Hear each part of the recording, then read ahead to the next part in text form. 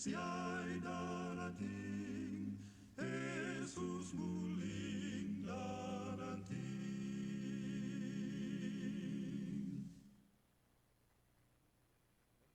Isang mapagpalang umaga po sa ating lahat, mga ginigiliw nating tagapakinig. Ang programa pong ito ay hatid sinatinig ng pag-asa na inihatid ng Adventist World Radio sa pangunguna din ng Adventist Community Services. Ang programa pong ito ay inyo pong mapapakinggan sa imping lang ito ng radyo natin sa ganap na ka-10 hanggang 11 ng umaga. Isang pagbati po mula rito sa bayan ng San Jose hanggang sa mga karatig bayan dito sa lalawigan ng Occidental Mindoro at sa lahat na bahagi na abot ng ating programa, gayon din sa mga nanonood via Facebook Live kung meron man. At akin din po inaabot ang pagbati mula po dyan sa kalapit isla natin, dyan po sa Iling Island, ating po mga kapatid dyan sa Barangay Ansiray, Peria family, Serna family, dyan po sa Manga, ating po nakasama ating kapatid sa Magsaysay nung Sabado, La Sister, Peria family, at ganun din po sa ating po mga kapatid dyan po sa Magsaysay Church, ating po mga kasamang elder, kay Brother Sabinog Ganoria, at kay Milan Deponturum, at ganun po sa Gapasan Church, no? Ang ating po mga kapatid na nakasama natin ng Sabado ay isang mapagpalang umaga po sa inyong lahat dyan. At ganun din po sa ating pong mga kapatid dyan sa Garza Island, isang mapagpalang umaga po sa inyong lahat dyan. Sana po ay nasa mabuti kayong kalagayan sa mga oras na ito.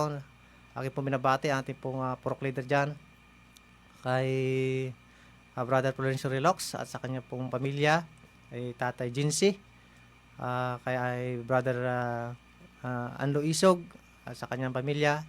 So isang mapagpalang umaga po sa inyong lahat. At ganun po, binabati ko rin po dyan sa amin, dyan po sa Silad, sa ating mga kapatid dyan, Perea family, at ganun po sa ating mga kapitbahay, kay Sister Laila, at ganun po sa aking partner dyan kay Brother Dennis Roldan, at sa kanya pong may bahay kay Rose, at ganun po sa kanya pong mga anak, at ganun po sa naabot po ng himpilang ito, isang mapagpalang umaga po sa inyo pong lahat. Ako po ang inyong maliit na lingkod kay Cristo, Brother Jumi Peria, at nais ko rin pong bigyan daan at magpakilala ang ating pong partner sa umaga pong ito. Partner, Brother Ray Argelius po. Magandang umaga sa lahat. baka may gusto kang mabatiin na partner. Salamat po sa muling pagkakataon.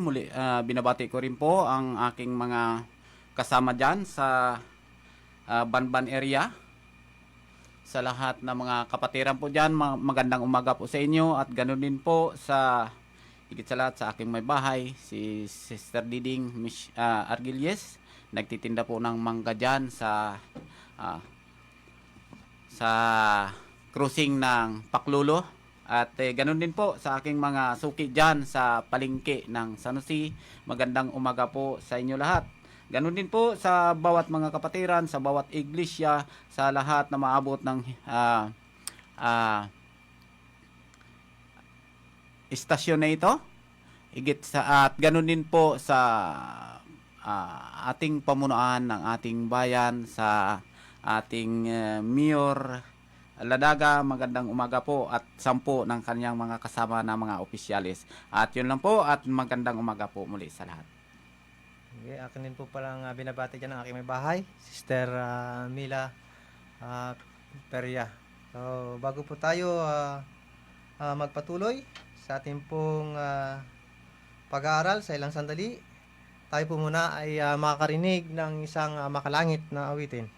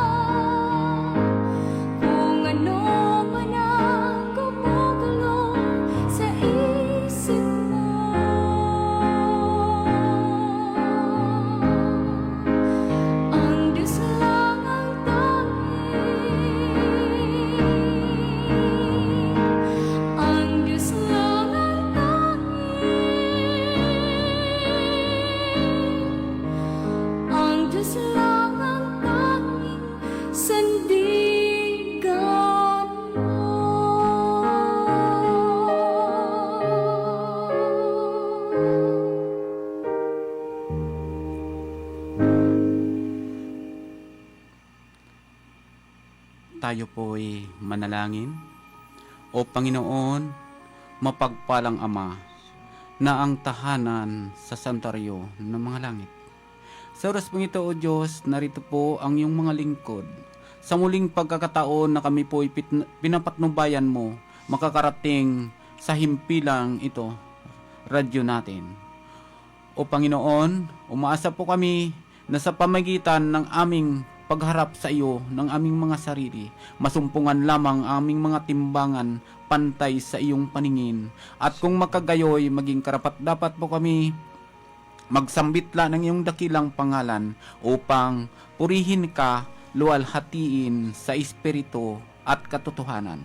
Ama, sa muling pagkakataon, narito po ang iyong mga mensahero upang patuloy ibahagi ang iyong salita na siyang magliliwanag sa sanlibutan ito, sapagkat ayon sa iyong sinabi sa mga awit 119:105, ang salita mo ang siyang ilawan sa aming mga paa at magliliwanag sa aming mga landas, upang tahakin ang daan ng katotohanan na sa bawat kaluluwa nakikinig sa mga oras na ito, mabuksan ang kanilang puso't isipan upang ang liwanag na ito ang siyang magbusilak sa bawat isa sa kanila, at sa araw-araw na pamuhay maging inspirasyon na ikaw, O Diyos, Diyos ng buhay, Diyos ng pagpapala at Diyos ng kabanalan, Diyos ng kapangyarihan, Diyos ng pasimula at Diyos magpasawalang hanggan.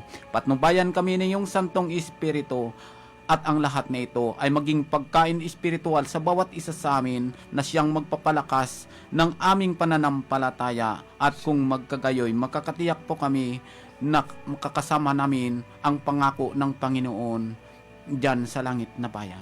At ang lahat na ito, aming pinagpasalamatan na tinugon at tinanggap ang aming mga kahilingan at panalangin, alang-alang sa matamis at banal na pangalan ng aming Panginoong Hesus na tagapagligtas. Amen. Amen. Bago po tayo magpatuloy ay sa ating pong pag-aaral ay akin po mang binabati dyan sa Kaminawit, no? Sister Lea May at kay Sister Maribek Peria Torres, no? Isang mapagpalang umaga po dyan sa inyong lahat, no? Ang ating pong papag-aralan sa umaga pong ito ay na kung saan ay ito po ay mga sulat ni Pablo doon po sa mga taga-Pilipos. May pamagat na nagtitiwala lamang kay Kristo. Kung saan ay ito po ay sulat ni Apostol Pablo, no? Mayroon po mga katanungan dito na una po, ano po ang hinihingi ni Pablo na gawin ng mga kapatid at dapat na iwasan. So ang sabi po dito ay ni Apostol Pablo ay lagi niyang inihiling na magalak lagi sa Panginoon. Minsan po kasi mga kapatid ay may mga tao na kung saan ay ito po ay naging matuwid sa sarili. Sinasabi dito ni Brother Ray yung halimbawa ni Apostol Pablo ay tinawag na aso.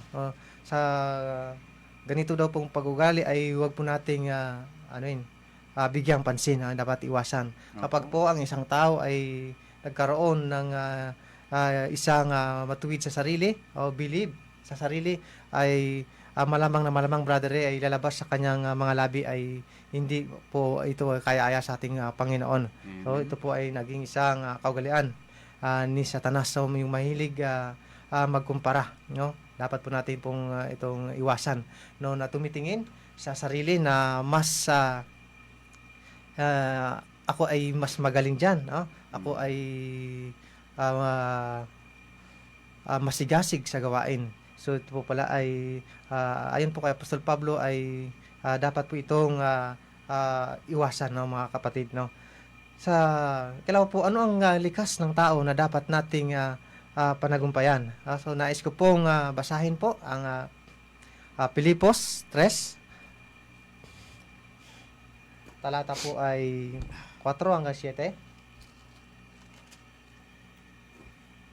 Ganito po ang sinasabi dito ni Apostol Pablo sa 4 po. Bagamat ako'y may dahilang magtiwala rin sa laman, kung ang iba ay may dahilang magtiwala sa laman ay lalo na ako. Tinuli ng ikawalong araw mula sa lahi ng Israel, mula sa lipi ni Benjamin, isang Hebreo na isinilang ng Hebreo, tungkol sa kautusan ay Pariseo. Tungkol sa sigasig ay tagausig ng iglesia. Ayon sa katwiran, nasa kautusan ay walang kapintasan, gayunman, ang mga bagay na akin ay naging pakinabang ay inari kong kalugihan alang-alang kay Kristo. So brother, ito ayon po sa kasaysayan ni Apostol Pablo. Itong si Apostol Pablo ay talagang ito po ay napakabihasa. Napakabihasa sa kautusan. So sa kanyang pinagmamalaki nung siya daw ay talagang lahi ni Benjamin, na kung saan ngayon ginigiliw na tagapakinig, siya po ay isang kumbaga ay napakataas ng kanyang inabot, no? Isang superior. Okay. Ngunit sa kanyang karanasan, dati po siya ay taga-usig, no? Taga-usig ng iglesia, sabi po dito. At ang kanyang tingin dito sa mga alagad na nangangaral ay talagang mababa lang, no? Siya ay mataas, no? Ngunit nung bandang huli, siya po ay nakilala niya ang ating Panginoon, no? Alam naman natin po ang kasaysayan na si Apostol Pablo talaga ay taga-usig ng iglesia, no? Tinamaan po siya ng isang kidlat, no? At siya ay nabulag. Doon siya nakilala, no? Sabi nga doon, lahat daw pong ito ay isang suka lamang. Kundi ang dapat lamang po natin palang walang ibang pagkatiwalaan, walang ibang mabuti. Tayo po ay magtiwala lamang sa ating pong Panginoong Diyos. So, sa ikatlo po ay bakit hindi dapat ipangmapuri ang ating katwiran. So, akin pong basahin sa inyo tungkol po dito sa matatagpuan po sa Roma.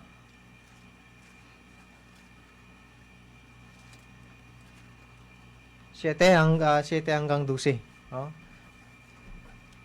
Ganito po ang sinasabi. Ano nga ang aking sasabihin? Ang kautusan ba'y kasalanan? Huwag nawang mangyari.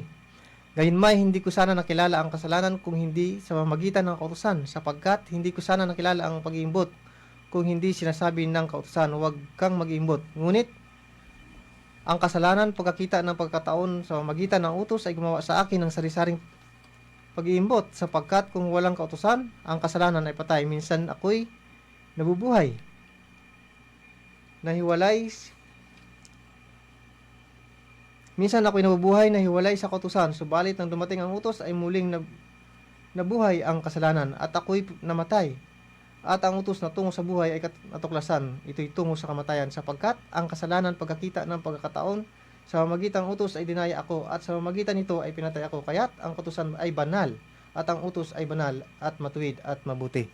So, sinasabi po dito mo, brother, ang kautusan ay banal. Ngunit sa kabilang banda, mga kapatid, ay tila bakit baga ay ito ay hindi natin magawa, sapagkat tayong lahat ay nahulog, no? Sa kasalanan. O kung sabi nga ni Apostol Pablo, tila ba bakit baga ang gusto kong ibig gawin, ayun ang hindi ko magawa, at yung ayaw ko, yun ang aking nagagawa, no? Kaya patuloy lang natin ipagkatiwala sa ating Panginoon, no? Ganun po ang sinasabi dito sa Mateo 5.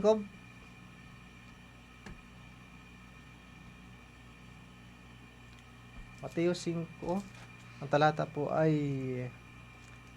21 hanggang 22. Ganito po ang sinasabi.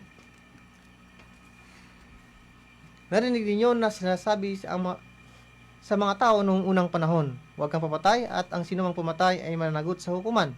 Ngunit sinasabi ko sa inyo na ang bawat nagpuput sa kanyang kapatid ay mananagot sa hukuman, at ang sinumang magsabi sa kanyang kapatid raka ay mananagot sa Sanhedrin, at ang sinumang magsabi na ulol ka ay magdurusa sa nag-aapoy na impyerno. So, dito po mga ginigiliw na tagapakinig ay kung bakit minsan, alam po natin ito, ngunit napakahirap pong gawin, no? Sapagkat tayo pong lahat ay nahulog, brother Ray, sa kasalanan ito. Bakit na ito ay napakahirap natin gawin, no? Minsan ay tayo nagtitiwala sa ating sarili. Dapat po pala mga ginigiliw na tagapakinig ay atin po ang tingnan, no? At kilalanin ng maigi ang ating pong Panginoong Jesucristo. Kahit minsan po ay sa kautusan po ay hindi lamang po no, wag o hindi, no, wag mong gawin 'yan. Dapat po wala mga kapatid ay wag kahit sa isip na ay wag nang wag po natin gawin katulad po ng isang lalaki kapag nakakita ng isang babae, brother na talagang sabi ng ating Panginoon, kapag yun po ay nakita mo at ikaw ay nag-isip ng hindi maganda, ikaw na ay nagkakasala. So doon pa lamang po mga ginigiliw ng tagapakinig, tayo po ay nagkakasala na. O kahit na sabihin na okay, wala akong galit dyan. Sa isang tao na yan, nakipagkamay ka. Ngunit ang sa puso mo, sa isip mo yan, doon pa rin nananakit. Tama. Ay nagkakasala ka pa rin pala, mga ginigiliw na tagapakinig. So sa 1:9-39,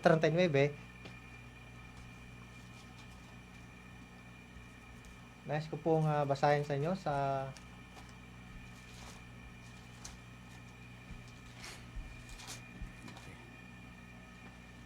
1:9, ang talata po ay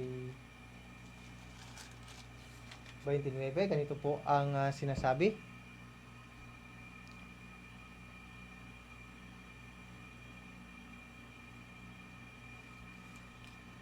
At 39 pala, sorry po. Sinabi ni Jesus, pumarito ako sa sanlibutan ito para sa paghatol, upang ang mga hindi nakakita ay makakita, at upang ang mga nakakita ay maging mga bulag. So sinasabi po dito ng ating Panginoon, pumarito siya para daw po sa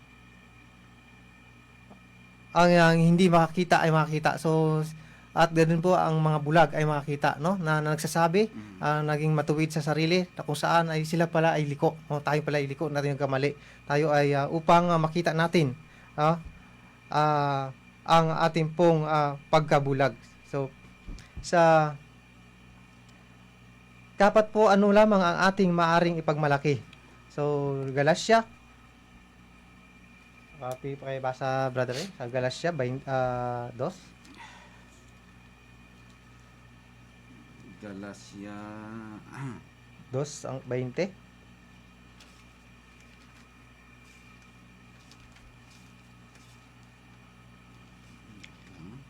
Galacia 2:20.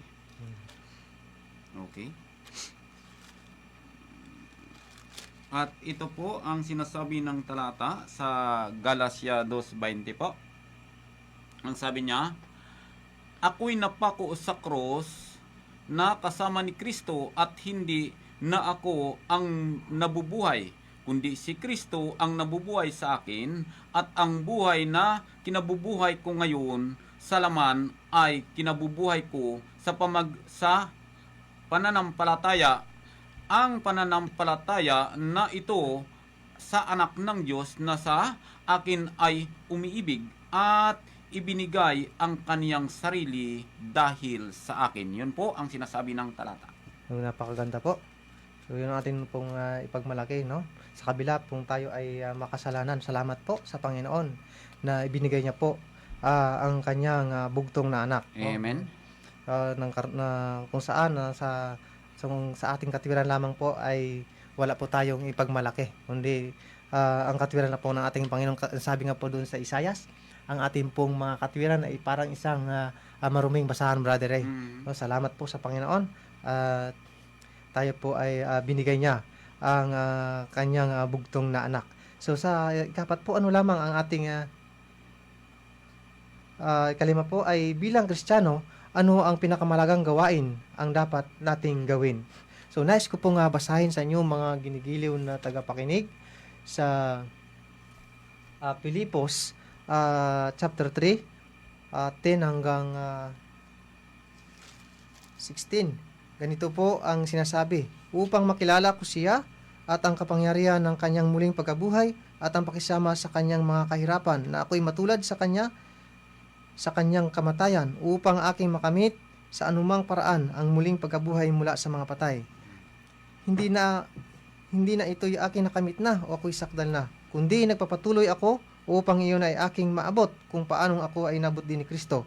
Mga kapatid, hindi ko na inaaring inabot ko na, ngunit isang bagay ang ginagawa ko, nililimit ko ang mga bagay na nasa likuran at tinutungo ang mga bagay na sa hinaharap. Nagpapatuloy ako tungo sa mitiin para sa gantimpala ng dakilang pagtawag ng Diyos kay Kristo. Kaya nga, tayong mga hustong gulang ay magkaroon ng parehong kaisipan, at kung iba ang inyong iniisip tungkol sa anumang bagay, ito rin ay ipahayag sa inyo ng Diyos. Lamang panghawakan natin ang ating naabot na. So mga ginigiliw na tagapakinig, ay masabi po dito ay ni Apostol Pablo, no? Mga kapatid, hindi ko na inaaring naabot ko na. Kaya ang dapat po nating gawin ay tayo po ay magpatuloy, mga ginigiliw na tagapakinig, no? Ang sabi po dito ay yung mga nakaraan, no, ay ating pong talikdan na, no? So, sinasabi to, ngunit isang bagay ang ginagawa ko. Nilimot ko na ang bagay na nasa likuran at tinutungo ang mga bagay na nasa hinaharap. So mga ginigiliw na tagapakinig ko, brother, yung mga dati nating gawain, no, na hindi pa natin nakilala kay hindi pa natin nakilala ang ating Panginoong si Kristo, ay atin ang talikdan, no? Amen. Dati ang aking buhay, mga brother Ray, talagang nasa sanlibutan din. Ngunit akin lang pong sa tulong po ng Panginoon ay ito po ay binabago ng Panginoon. utay-utay, no, mga ginigiliw na tagapakinig. Sabi, abang po tayo po ay lumalapit, sa ating pong Panginoon, tayo po ay patuloy na naglilingkod sa ating Panginoon, wala po tayong may pagmalaki, no, habang tayo po ay patuloy na kumbaga, brother, lumalapit o nasasaktan ka pero binabago, nababago ang iyong sarili, no? Abang nakikilala mo ang Panginoon, ay doon mo rin makilala ang iyong sarili kung tayo po pala ay talagang karapat dapat po sa ating pong Panginoon, brother Ray. So bago po, nais ko munang putulin muna ang pag-aaral bago po nagdagdag si brother Ray. Tayo po muna ay makakarinig muli ng makalangit na awitin.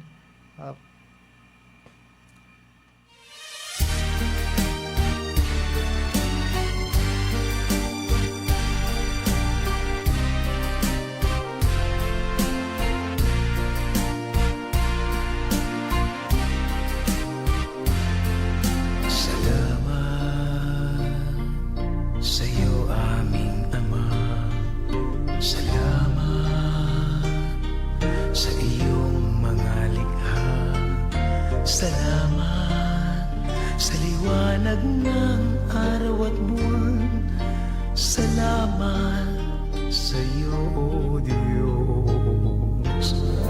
Salamat, Panginoong Jesus. Salamat sa iyong pagliligtas. Salamat sa buhay na walang hanggan. Salamat, salamat sa iyo. Walang hanggang pasasalamat. Ang sa iyo'y aming sasambitin. Maging sa huling sandali ng aming buhay, pasasalamat sa iyo'y walang hanggan.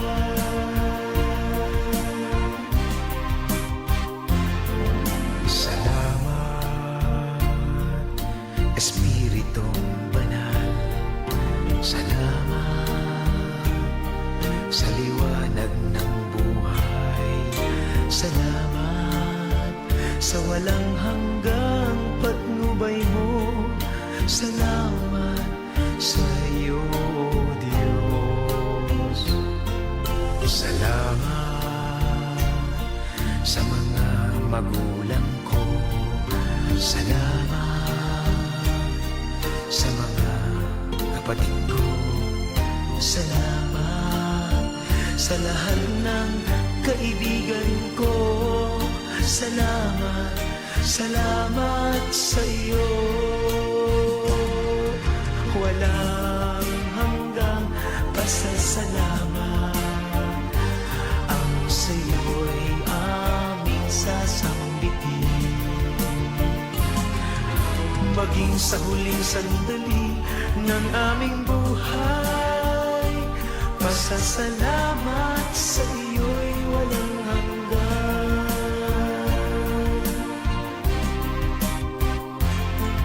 Salamat sa bawat pagsubok.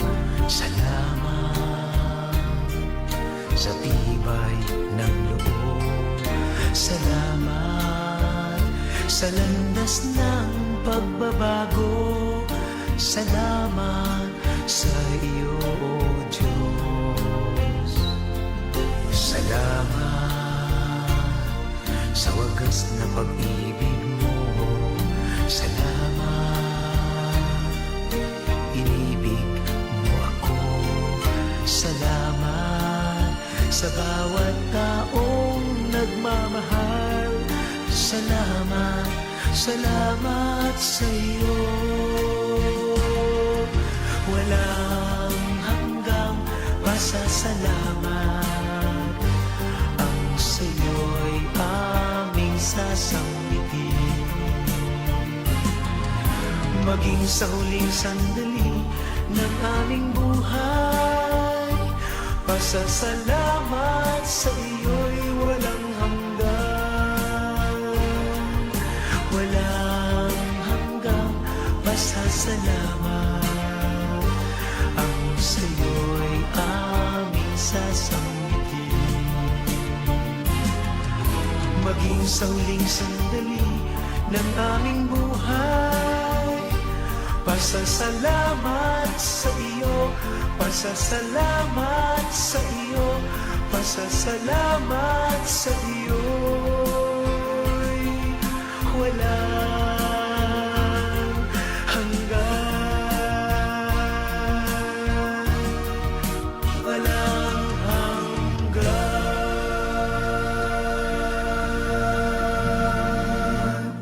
Okay, bago ko po ibibigay kay Brother Ray, nais ko rin pong batiin ang ating pong kapatid dyan, kay Brother Vic Manalo. Pagaling ka, bro, sapagkat siya po ay meron ngayong karamdaman. At ganun po, pinapaabot ko rin dyan sa Garza Island, no? Sa darating po na Sabado ay dyan po tayo, no? Dyan po tayo magsama-sama. So, Brother Ray, baka meron ka pang nalimutan bago tayo magpatuloy na babatiin. Salamat po, Brother Jomi. At muli ko po binabati ang aking kasama dyan sa Mapaya, si Brother Julius Mabuhay, kasama ko sa Mangga.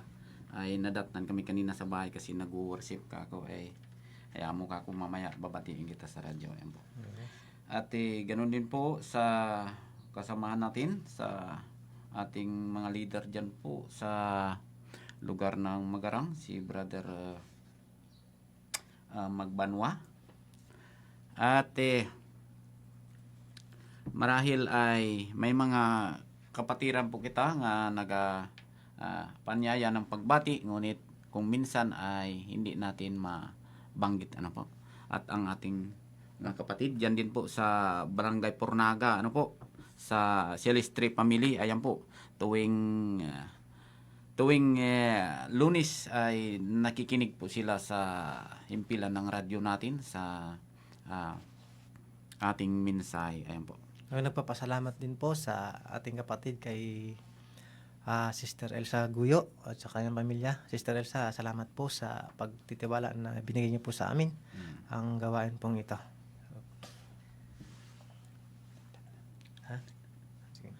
Okay po, Brother Jomi, at gagaya po sa ating tinatalakay sa umagang ito na kung saan ayon sa kasaysayan ni Apostol Pablo, ano po, na kung saan ang sabi nga niya, nagtitiwala lamang kay Kristo. Si Apostol Pablo, kung ating pag-aralan ang kanyang background ayon sa banal na kasulatan, si Apostol Pablo po ay bagamay siya ay isang Hudyo, ngunit nung makubkob po sa panahon po niya, nung makubkob po ng Roma ang Israel, ay mga Romano na po ang nagpalaki sa kanya, Brother Jomi. At sa kanyang paglaki, pinaaral po siya sa pagkabugasiya, kaya si Apostol Pablo ay matatawag siya na eskreba. No? Sa kanyang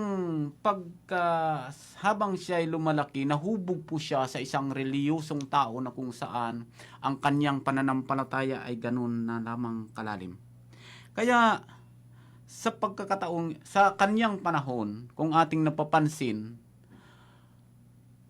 sa kanyang matibay na pananampalataya, siya binigyan ng otoridad bilang parasiyo na humawak ng 2,000 sundalo para ang sinumang tatayo na ibang reliyon ay kanilang uusigin ito. Ano po?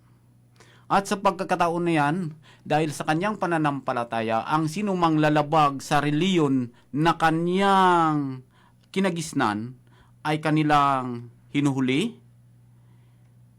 pinarurusahan, kinukulong, hanggang ang iba ay pinapatay.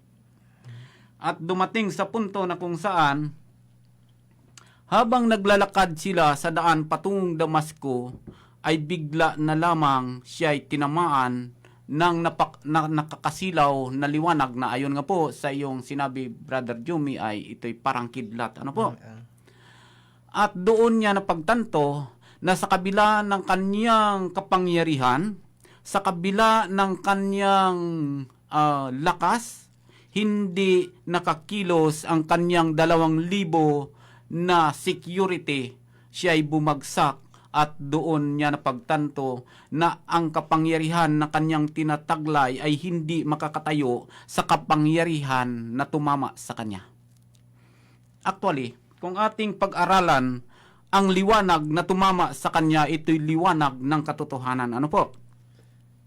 Na kung ating babalikan ang sistema, doon pa lang sa langit nagbanggaan na ang 2 liwanag na ito.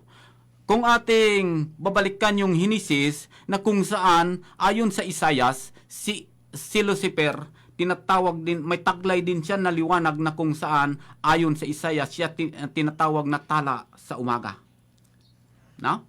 At ang kanyang liwanag na dinadala, ito ang nagsisilbi sa kanyang kapangyarihan upang anuman ang kanyang gagawin ay siya'y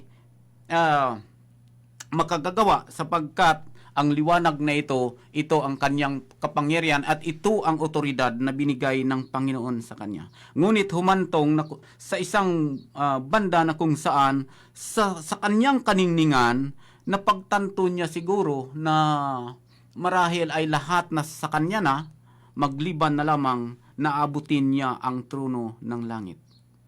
At sa kanilang paglabanan doon sa langit, kung ating napapansin, hindi labanan sa lakas at dugo, kundi labanan sa espiritu, liwanag sa liwanag. Habang naglalabanan ang 2 liwanag, nalilito ang mga anghel, hukbo ng sangkalangitan na kung saan sa dami nila hindi nabibilang, kagaya din ng ating kalagayan sa sanlibutan ito, kapatid na Jumi. At habang naglalabanan ang 2 liwanag, nalilito ang hukbo ng mga anghel saan sa 2 yung tama, sapagkat parehas din naman liwanag. Mga ginigilyo ko, mga kapatid, mga kaibigan, dito sa larangan ng sanlibutan, ang lahat nagdadala ng pangalan ni Kristo. Ang tanong, saan dito sa lahat ng nagdadala ay tama? No? Parehas liwanag ito, mga kapatid. Ngunit ang tanong, saan ang tunay na liwanag na taglay mula sa Diyos? Si Satanas, kung ating napapansin, mula din naman siya sa Diyos. At tama din naman na liwanag ang kanyang dala. Kagaya ni Apostol Pablo, nung siya ay pinaaral ng Roma sa pagkabugasiya, siya naging parasiyo at siya ay tagabihasa sa kautusan, tagapagtanggol ng banal na kasulatan. Kaya ang sino man tatayo laban sa reliyon na kanyang dinalala nung unang panahon na hindi pa siya nabulag sa katotohanan ay kanyang kinuli at may otoridad siya sapagkat ganun na lamang ang kanilang pwersa sapagkat sabi nga may 2,000 convoy siya ng mga sundalo para proteksyonan si Apostol Pablo. Ngunit sa liwanag na kanyang dinadala, dumating sa punto na kung saan tinamaan din siya ng isang liwanag na kung saan ang 2,000 niya mga sundalo hindi nakakilos at ito'y at nung tinamaan si Apostol Pablo, nung bumagsak siya, doon niya na-realisar, Brother Jumi, na ang kanyang pwersa, ang kanyang liwanag, ang kanyang batas, otoridad na dinadala ay hindi uubra sa liwanag na tumatama din naman sa kanya. Kaya nung siya lumuhod at siya bumagsak sa lupa, sabi niya, sino ka baga, Panginoon? No? Ay di ang sabi nga ay, sumagot ang tinig ng sabi, ako si Jesus na iyong inuusig. Sa puntong ito, nakikita po natin, hindi pala lahat na liwanag, lahat na salita na ating dinadala ay ito'y akma, Brother Jomi. Pwede pala na ang salita kung minsan o ang liwanag nating dinadala ay nakakasilaw, na kung minsan ay nakakabulag, at ang sabi nga dito sa ating lesson ay, sabi nga niya dito ay mga nakakikita ay naging mga bulag. Oh. No? Bakit? Nakakita, pwede ba ka nagabulag? Kung ating babalikan ang sabi sa ating lesson dito sa basahin po natin, Brother Jomi, sa Roma City hanggang 12, ano po ang sinasabi dyan? Roma 7 hanggang 12. Opo. Ganito po ang sinasabi. Ano nga ang ating sasabihin? Ang kautusan ba'y kasalanan? Huwag namang mangyari. Gayon ba'y hindi ko sana nakilala ang kasalanan kung hindi sa magitan ng kautusan, sapagkat hindi ko sana nakilala ang pag-iimbot. Tama? Roma. Sige po. Parang ito. Nabasa ko na. Opo. Sige po. Ngunit ang kasalanan pagkakita ng pagkataon sa mamagitan ng utos ay gumawa sa akin ng sari-saring pag-iimbot, sapagkat kung walang kautusan, ang kasalanan ay patay. Minsan, ako'y nabubuhay na iwalay sa kautusan. Subalit, nang dumating ang utos ay muling nabuhay ang kasalanan, at ako'y namatay, at ang utos na tungo sa buhay ay natuklasan kung ito'y tungo sa kamatayan, sapagkat ang kasalanan pagkakita ng pagkakataon sa pagmamagitan ng utos ay dinaya ako, at sa mamagitan nito ay pinatay ako. Kaya't ang kautusan ay banal, at ang Diyos ay banal at matuwid at mabuti. Amen.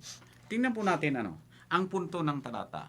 Na kung ang kautusan ay banal, pwede ba nakakamatay yung banal? No? Parang malaking tanong po yan. Parang kontrobersiya po ito na kung ang kautusan nga po ay banal, ay bakit nakakamatay? Sa puntong po ito, kung ating napapansin mga kapatid, ang sabi nga kasi ni Apostol Pablo, anang ating Panginoon, dinaya kasi ako no?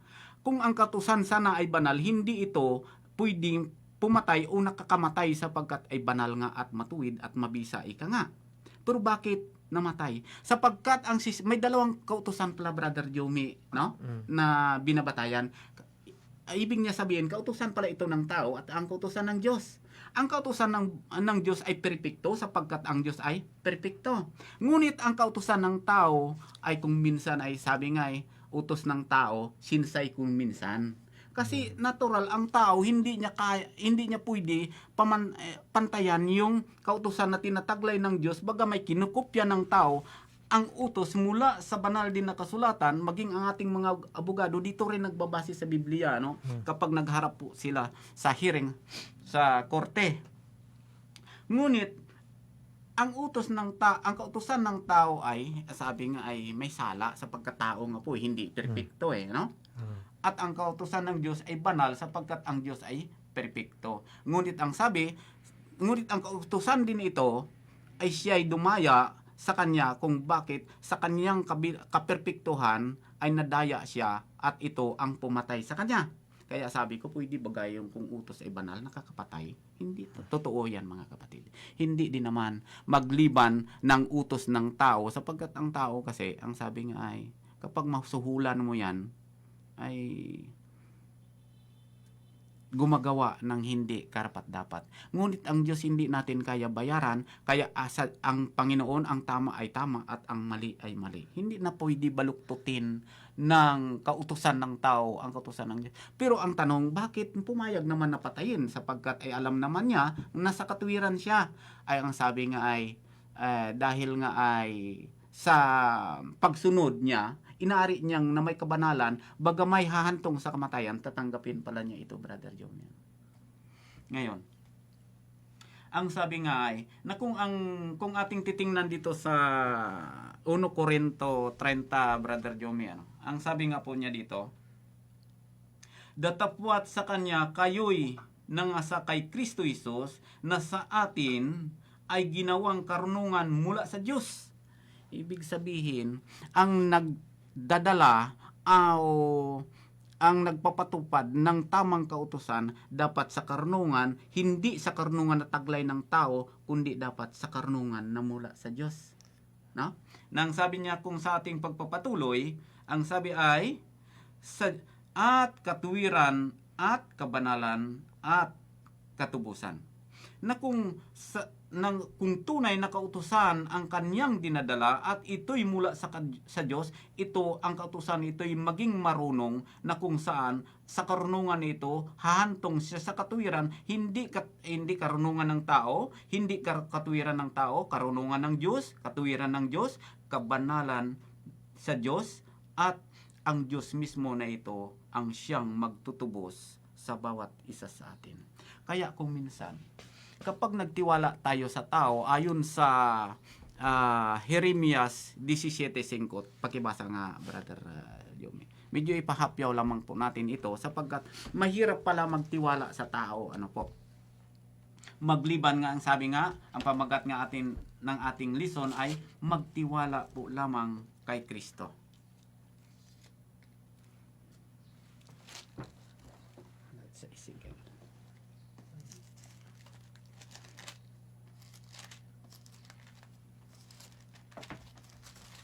Ano, Jeremias? Oo, Jeremias 17:5 po. Ito. Pakibasa po, Brother Jume. Ganito ang sabi ng Panginoon, sumpain ng tao na tumitiwala sa tao, at ginagawang laman ang kanyang bisig, at ang puso ay mahiwalay sa Panginoon. Ayan. Pakganda. Maliwanag ano? Magandang talata, Padre. Na kung saan, kapag ang kanyang bisig o ang lakas na mula sa Panginoon, itiwala niya sa kanyang sariling, ay malakas ako, tama sabi mo kanina, Brother Jume, ay marunong ako. Kapag sinabi ako, ay mahirap po yan. Kasi ang sabi nga, wala tayo sa ating sarili, kundi ang lahat na ito mula sa Diyos. Kaya kapag sinasabi na ang tao magtiwala na sa kanyang sarili o sa kanyang tao, abay sumpa pala abutin nito, Brother Jume. Kaya pa, Brother Ray, doon ay sabi ang kuwan ng Panginoon ay kasuklam-suklam yung believe ka sa sarili. Ayan. Kaya sabi niyo, kahabag-habag kayo, isusuka ko sa doon sa Ayan. Laodicea. Sabi niya, Totoo po yan. Kaya, bagamay si Apostol Pablo, kung ating babalikan ang kanyang nakaraan, si Apostol Pablo, sabi ko nga, ay believe din siya sa kanyang sarili. Magliban kasi nga abogado siya, may otoridad siya na pwede manghuli, pwede magkulong, pwede pumatay. Ganon siya kalakas. Pero ang liwanag na kanyang dinadala ay nasumpungan na hindi pala ito mula sa Diyos, kundi mula sa kanyang sarili. No? Kaya anuman ang ating gagawin sa ibabaw ng lupang ito, bagamay kinikilala natin si Kristo, ang sabi nga sa Mateo 7:21, hindi lahat na nagtatawag sa aking pangalan, Panginoon, Panginoon, ay papasok sa kaharian ng langit, kundi ang gumaganap lamang ng kalooban ng aking Ama na nasa langit. Tingnan mo, si Kristo, kung ating titingnan, anak siya ng Diyos at pwede siya magdiretso kung ano ang gusto niyang gawin. Pero alang-alang sa pag-ibig, nagsasangguni pa rin siya sa Ama. Kung ito bagay kalooban ng Ama, ito baga ay talagang kagustuhan ng Ama, hindi, baga may siya anak ng Diyos, ibig ko sabihin, hindi siya nagrekta gumawa ng isang hakbang o aksyon na hindi nakikipag-coordinate sa Ama. Si Apostol Pablo, sa kanyang pamamaraan, ay rekta siya. Dahil naniwala din siya ng kanyang liwanag nga, Brother Jumi, na dala ay katotohanan din naman. Pero nung tinamaan siya ng isang liwanag, doon lang siya nagising sa kanyang pananampalataya nga ito pala yung tunay.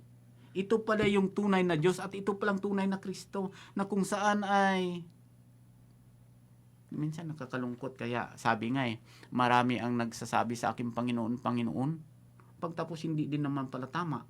Ay paano? Saan? Ang sabi nga, hindi sa pamagitan ng pananampalataya, hindi sa pamagitan ng gawa, naligtas tayo sa biyaya, hindi sa ating sarili, sa biyaya ni Kristo. Ano po? Kaya kung minsan, ang sabi nga, ang Diyos ay pag-ibig. Hantong baga, pwede baga napatayin tayo ng Diyos? Saan ka nakakita ng Diyos ay papatay? Sapagkat ang pag-ibig nga ay buhay. Pero ang lahat, mga kapatid, mga kaibigan, may hangganan. Ano po? Ang sabi ko nga, kung palaliman natin ang pag-ibig, malalim ito, malawak, mataas, at hindi, tinitiyak ko hindi ito kaya tarukin ng tao. Bakit? Anong sabi niya sa Pilipos? Ang luwang, lalim at taas ng pag-ibig niya ay wagas. Walang makakasukat sapagkat ito'y sa langit buhat. Ang sabi nga kung hindi nga matarok ni Satanas, na si Satanas mismo nilalang mula sa langit, tayo pa kaya na nilalang lamang dito sa lupa? Makakatarok ng pag-ibig. Kaya nga ang sabi, bago natin maabot ang pag-ibig ng Panginoon, tatanggapin muna natin ang liwanag ayon sa liwanag na patnubay ng banal na espiritu. At ang sabi nga, kapag ang karunungan, ang tunay na karunungan, ang sabi nga ito nagsisimula ng pagtakot sa Diyos, Brother Jomie. Simula ng karunungan. Ayan. At kapag natakot ng tao sa Diyos, ito na yung maghuhubog sa kanya para ang liwanag ng katotohanan ang siyang magbibigay sa kanya ng daan para maabot niya yung pag-ibig. No? Kaya nga ang sabi nga, sa pakibasa nga sa 1 Juan 4:1, Brother Jomie. Kasi naniniwala po tayo na ang liwanag patnubay ng banal na espiritu po. Ang sabi nga ang liwanag ito yung salita ng Diyos na nagbibigay sa atin ng daan na patungo sa katotohanan. Sige po. Ganito po ang sinasabi sa 1 Juan 4:1, mga minamahal, huwag ninyong paniwalaan ang bawat espiritu, kundi inyong subukin ang mga espiritu kung sila'y sa Diyos, sapagkat maraming lumilitaw na mga bulaang propeta sa sanlibutan. Ayan. Kapag sinabi na ang sanlibutan po na tinutukoy dito, mga minamahal na mga kapatid, mga kaibigan, na kung saan tayo po ito ng mga tao. Na bawat salita na dumadating sa atin, kailangan siya sa atin po natin, ito bagay ang buhat taglay sa banal na espiritu o baka ibang espiritu din naman. Ibig sabihin, hindi lahat na espiritu ay angkop sa katotohanan. Kundi may mga espiritu nga kumbaga panlilin lang. Ano po? Kaya nga sabi, subukin muna natin ang bawat espiritu kung ito'y sa katotohanan, baka ito ay hindi. Kaya sa puntong ito, ang pinupunto ni Apostol Pablo dito na kung saan nung siya tinamaan ng liwanag din naman, dito niya napagtanto na ang kanyang espiritu o ang kanyang liwanag na dinadala ay hindi na ayon sa katotohanan, kundi ito ay salungat pala. At iniwan niya ang kanyang 2,000 na mga sundalo at tumipyok siya sa grupo ng mananampalataya kay Kristo, at ito nagpapatuloy. At ang sabi nga ni Apostol Pablo, hindi na bali, ako na ngayon ang papatayin, alang-alang sa pag-ibig ni Kristo, ako'y susunod ayon sa kautusan ng ating Panginoon. Brother Ray, po. sa kabila po ng pagmamalaki ni Apostol Pablo sa kanyang sarili, ang bandang huli, sinabi niya ang lahat ng ito ay isang sukal lamang. Yeah. Sa kanyang dati pinagmamalaki niya na siya ay isang mataas, superior. Nung nakilala niya ating Panginoon Jesucristo, wala na po siyang ibang pinagtiwalaan kundi ang ating pong Panginoon Jesucristo lamang. So napaka-igsi po ng oras, mga ginigiliw na tagapakinig. So marami pa sana tayong sasambitlain, ngunit ang oras po ay napakabilis, sa punto pong ito, sapagkat patapos na po ang ating oras. Tayo po ay dadako na sa panalangin. Tayo po ay manalangin. Dakila at mapagmahal po namin Diyos na makapangyarihan kayo sa lahat, marami pong salamat, Panginoon, sa mensahe namin ito ngayon sa umagang ito, kung saan ang aming pong mga sarili, aming mga katwiran ay isang maruming basahan. O Diyos, sa amin pong na pag-aralan sa umaga pong ito, maging inspirasyon namin kung saan patuloy kami magpakababa sa iyong banal na harapan. Panginoon, naway patuloy kaming baguhin aming mga puso at kaisipan, aming mga karakter. Ganun po, aming mga tagapakinig, naway patuloy na pagkaingatan. At ganun po, aming mga kapatid na may mga karamdaman na o Diyos, inyo pong pagalingin sa kanila pong mga pisikal at spiritual na karamdaman. At nawa o Diyos, patuloy na ingatan ang himpilang pong ito. Ganun po, Panginoon, ang mga ang mga namumuno dito sa himpilan pong ito. At ganun po sa mga naabot ng himpilan pong ito, naway patuloy silang ingatan ganun po sa kanilang paghanap buhay sa araw nito. At ganun po, Panginoon, sa amin pong pag-uwi na o Diyos, kung paano kaming iningatan na nakarating po dito, ganun po nawa ay patuloy din ingatan sa aming pag-uwi sa aming tahanan, ganun po aming mga mahal sa buhay. Patawarin kami, Panginoon, kung saan kami nasupong nagkasala. Ito po ang samot talangin sa pangalan po ng aming Panginoong Yesus. Amen. Amen. So sa ngalan po ng Adventist World Radio at ang pilang ito, marami pong salamat. Kami po ay nagpapaalam na. Ako po ang inyong malilit na lingkod kay Kristo, Brother Jomi Peria. Ang kasama po sa inyong harapan, Brother Ray Argelius ng Banban Church. So, ingat po tayong lahat. Sa mapagpalang araw po sa ating lahat. Siya'y darating, Jesus muli.